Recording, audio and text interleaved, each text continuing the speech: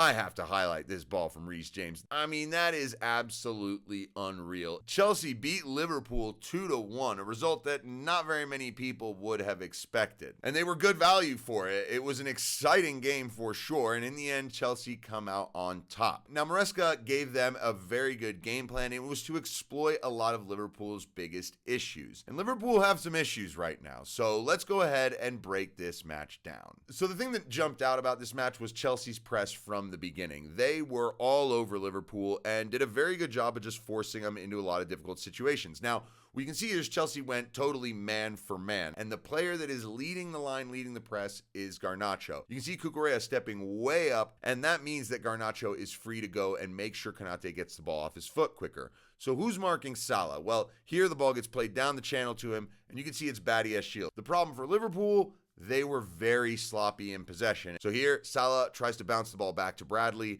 It's behind him, and Chelsea pick up possession. Here's another example of that press. As Van Dijk plays his ball to Konate, take a look at Garnacho. He's going to look over his shoulder here to see where Connor Bradley is and get close enough to Konate to cut that ball out to Connor Bradley. Now Chelsea match up in the midfield. No one is open, and the ball from Konate is sort of to Van Dijk, not really, maybe to Kirkes, and it just goes straight out of play. So a big surprise was Enzo Maresca starting Gusto in the midfield along with Caicedo and Enzo Fernandez, and Badiashile, part of the back line, doing a very good job. Now the key for Chelsea was to exploit Liverpool's weaknesses. The first thing is Liverpool were going to leave gaps in certain areas. Chelsea wanted to find those, and you're going to see that right here. Now, as Garnacho drops this ball to Badiashile, you can see Gusto on that right side of midfield. You can also see Reece James advancing a little bit, and Cody Gakpo has to go to him. Pedro Neto, way over on the far side, is open, yes, but it seems Kirkes is a little too worried about him getting the ball because he is so far away from Van Dijk, and Gusto is going to notice that. Gusto peels off the back of McAllister in between the back line of Liverpool, and the ball is a little bit too late. Gusto was offside here, and he didn't control it anyway, but really good example of the position Gusto was taking up. And he would do the same on the goal. So the thing about Liverpool's press that I don't really understand is the fact that you've got a guy like Szoboszlai here, the number 10, going and pressing the ball himself. And so yes, though Szoboszlai is cutting the ball out directly to Caicedo, he's not cutting the ball into Gusto. Neither is Isak, so that ball can get played into Gusto, and now there's your 2v1 against McAllister. Gusto pops the ball into Caicedo, and this from Caicedo is fantastic. Lets the ball run across his body, onto his back foot. First touch with his weak foot, straight forward, takes McAllister completely out of the game, and now he's running at the Liverpool back line. Now you can see here, he shapes to shoot right there. Virgil van Dijk on block mode. But when Caicedo takes another step, this is where Virgil van Dijk has to advance to him, because yes, João Pedro and Malo Gusto are running in, but if you hold your line, you can force them offside. And if you go and press the ball, you at least stop this from happening. I don't know if anyone thinks that letting Caicedo shoot is a good idea anymore. Look at his highlight reel. This dude is bangers only, and that is a banger. 1-0 for Chelsea, and this game is off to a great start. Now, I mentioned Chelsea were looking to either create numerical advantages or exploit spaces that Liverpool were leaving open.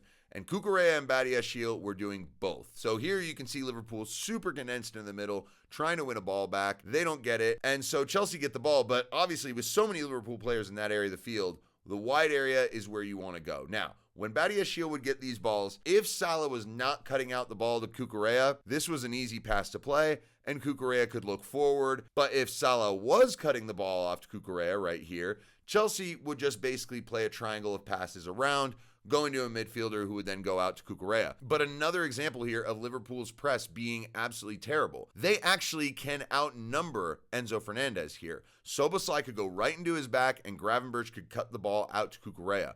But neither one does either thing, really. Gravenberch sort of cuts the ball to Cucurella. Szoboszlai not really putting any pressure on Enzo Fernandez, and he just gets the ball out of his feet, plays it to Cucurella. He plays the ball into João Pedro. Konate comes flying out to get it, doesn't, and now the Liverpool press is truly broken again. Here's another example, long ball from Liverpool, cut out by Badiashile. It drops to the feet of Cucurella, and he plays it back. Now, there's a few things happening. You've got that 2v1 with Gusto and Caicedo against McAllister. Look at the run that Salah is making. He's not really cutting off Cucurella at all. And now Szoboszlai has to make a choice. Do I cut off Caicedo, who has just scored a banger against us, or do I go with Cucurella? Either way, he can't decide. Ball gets played to Cucurella. He advances, and take a look at this picture yet again. Look at the Liverpool back line.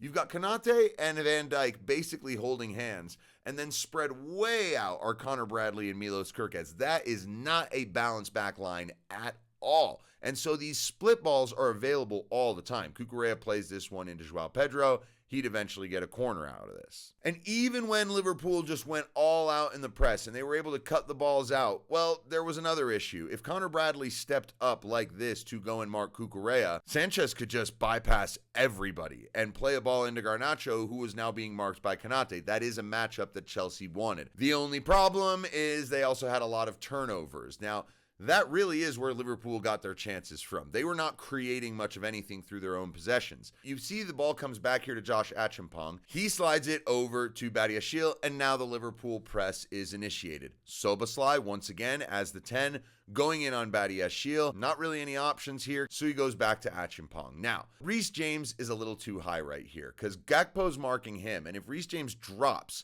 a little bit to this area, Gakpo has a choice to either follow him and therefore open up a larger ball into Pedro Neto, or to stay where he is and let the ball go to Reece James. But because of Reece James' position, Gakpo can actually read this ball and cut it out. Then you've got this scenario where Szoboszlai plays the ball and he just loses it right to Gusto. And with the ball right here, Pedro Neto has a great head start on Milos Kerkez. Instead, for some reason, Gusto takes another touch right here. And then he tries to play a ball on the ground, and it's just not good at all. I mean, it's a bad giveaway from what was a very promising scenario to counterattack. So yeah, it was a mental second half. So many things happened, injuries, crazy changes by the managers. But then in the 62nd minute, Liverpool would take the lead. Chelsea did not need to go press in this moment. They're winning 1-0. And as this ball gets played from Van Dijk to Gravenberch, watch Alejandro Garnacho. He is actually already right now in the perfect position. He does not need to move at all. And Gravenberch is just going to play a ball into the checking Isak. But look, it's easy ball to Szoboszlai, and there's the outlet. And look at Garnacho right here. Puts his head down like, oh my God, now I got to chase this guy. He's my responsibility. Garnacho would try to run back, but he just would not close the gap. And eventually, Szoboszlai plays it to Salah.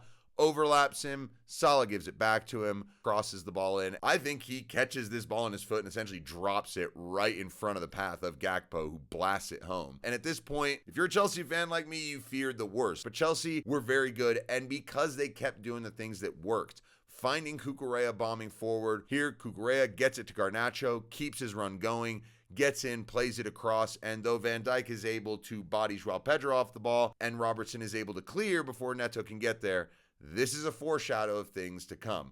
Now, before we get to the winning goal, I have to highlight this ball from Reece James. This is pass of the match. I mean, that is absolutely unreal. It breaks the entire press, but it's rolling into the feet of Gittins, a 60-yard ball like a foot and a half off the ground. But then we get into the final moments and Chelsea getting the lead. Now, I was concerned about this right here, trying to play out of your own box at this stage of the match.